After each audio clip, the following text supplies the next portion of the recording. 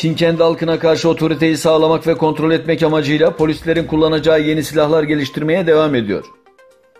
Çin medyasına çıkan haberlere göre deriyi ve kıyafetleri 800 metre uzaklıktan yakabilen silah geliştirildiği belirtildi.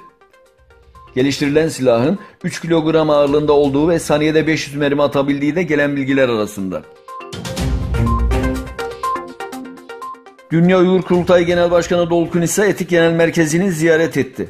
Ziyarette kendisini Etik Genel Başkanı Abdülcelil Karakaş ve bölgedeki sivil toplum yetkilileri karşıladı. Ziyarette Uygur meseleleri ele alındı.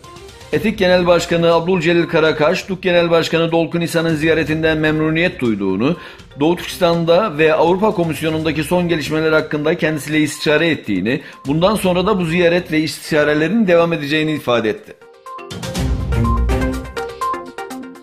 Dünyanın çeşitli bölgelerinde Müslüman Uygur Türklerinin protesto eylemleri devam ediyor.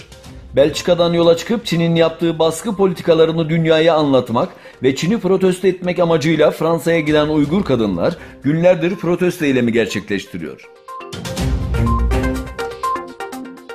Japonya'nın orta ve batı bölgelerinde etkili olan aşırı yağışların yol açtığı sel ve toprak kaymaları yüzünden en az 38 kişi hayatını kaybetti. Japonya Devlet Televizyonu NHK en az 500 kişinin de kayıp olduğunu duyurdu. Pakistan'da mitinge bombalı saldırı. Pakistan'da Muttahide Meclisi Amal Partisi milletvekili adayı Malik Şirinhan'ın mitingi sırasında meydana gelen patlamada Han dahil 7 kişi yaralandı.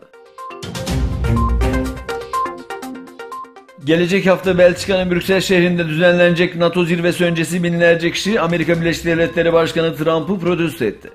Göstericiler ellerinde taşıdıkları "Trump'ı durdurun, küçük ellerini haklarımdan uzak tut" pankartlarıyla Amerika Birleşik Devletleri Başkanı'na tepki gösterdi.